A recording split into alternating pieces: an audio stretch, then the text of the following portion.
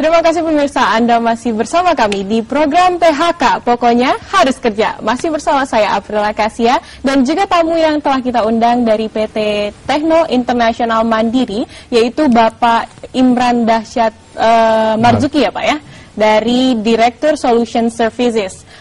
Bapak, langsung aja kita lanjutkan ya Pak. Boleh. Ya. Kita ngebahas soal temanya, negosiasi gaji.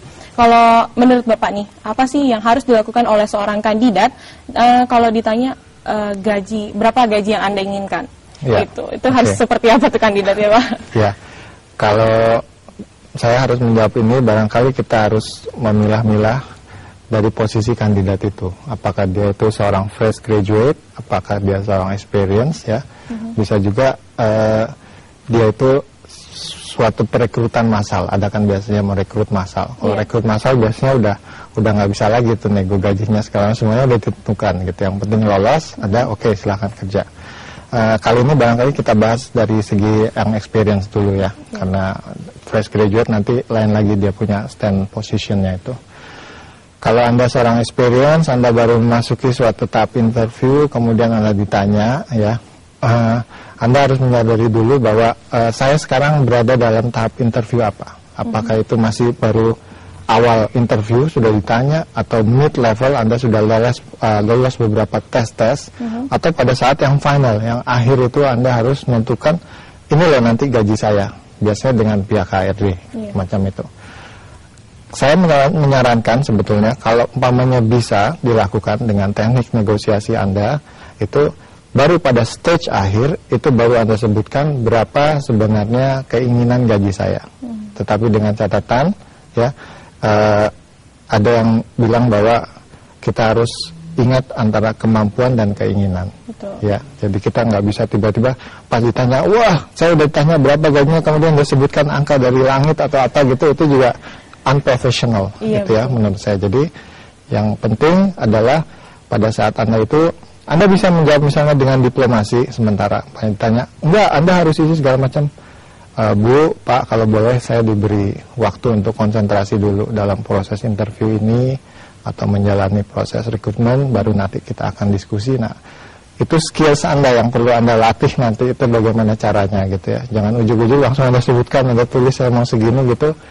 Nah, itu harus dikontrol. Baik. Itu menurut saya. Oke, baik sekali ya saran dari Bapak Imran tadi ya untuk fresh graduate, sama perbedaannya sama orang yang sudah pengalaman.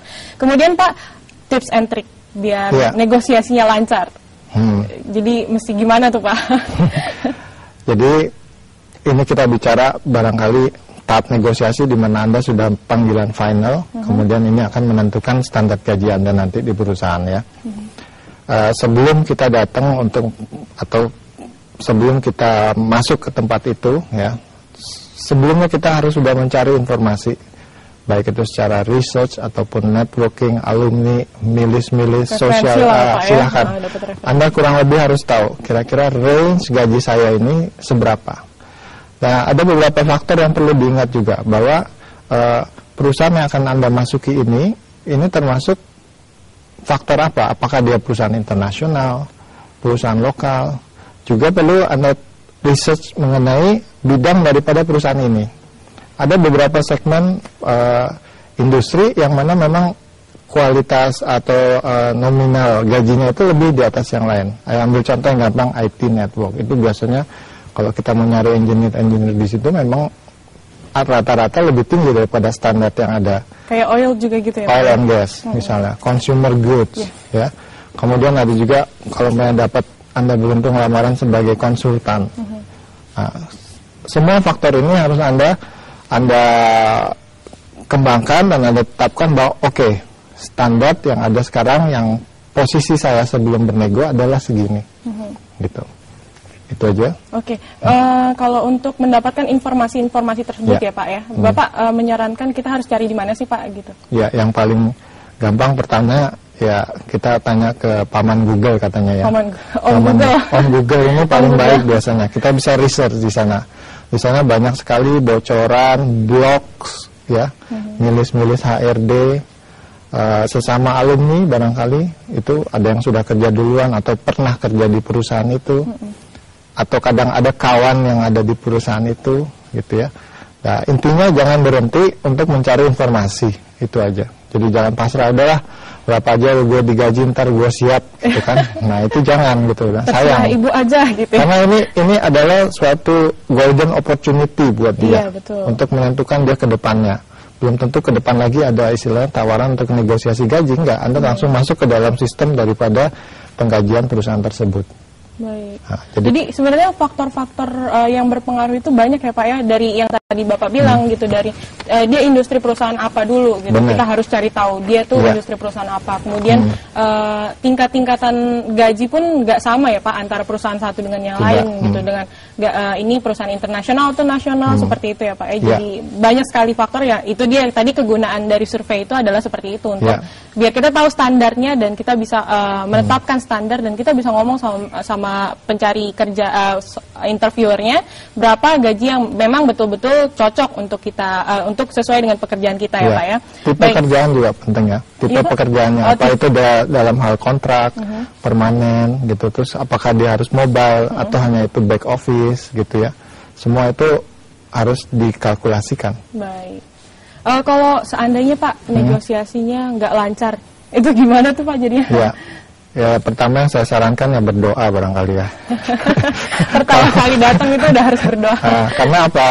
Negosiasi itu memang adalah suatu bagian yang tersulit dalam proses perekrutan. Baik itu dari kandidat maupun HRD. Kesusahan kedua bagi kandidat adalah mereka berhadapan dengan seorang expert yang istilahnya udah day to day, mereka tuh biasa bernegosiasi dengan kandidat mengenai ini. Nah, disinilah barangkali yang harus Anda kembangkan, ada yang namanya itu semacam soft skills atau soft sales. Jadi barangkali ini Pak HRD ini masih agak berat untuk menerima gaji gue yang gue minta segini ya.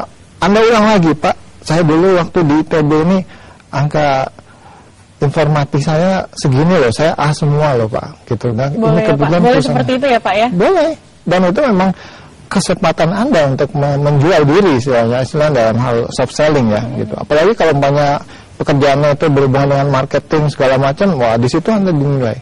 Baik. Gitu. Jadi intinya kalau seandainya nggak lancar, boleh juga kalau misalnya HRD menetapkan terlalu tinggi, gitu, dia bilang kita terlalu tinggi, boleh juga dengan cara tadi menjual diri kita tuh kelebihan-kelebihan yang kita punya sebelumnya apa ya Pak ya? Dan tambahan yang paling penting adalah selalu bersikap profesional. Oh iya. Jangan ada yang terakhir udah nggak dikasih segala macam langsung mimiknya dia membuat orang kayak sedih gitu. Itu yang diajak nego itu sama sekali nggak terpengaruh gitu loh. Tetap dia harus profesional. Oke, ya pemirsa, seru sekali ya kalau kita udah ngomongin gaji itu memang sesuatu hal yang sensitif, itu memang seru untuk diperbincangkan pemirsa. Pemirsa jangan kemana-mana, setelah ini akan ada interaktif, boleh bertanya langsung lewat Facebook ataupun lewat telepon seperti yang akan tertera di layar kaca Anda. Jadi Anda bisa langsung telepon dan bisa langsung tanya langsung kepada Bapak Imran.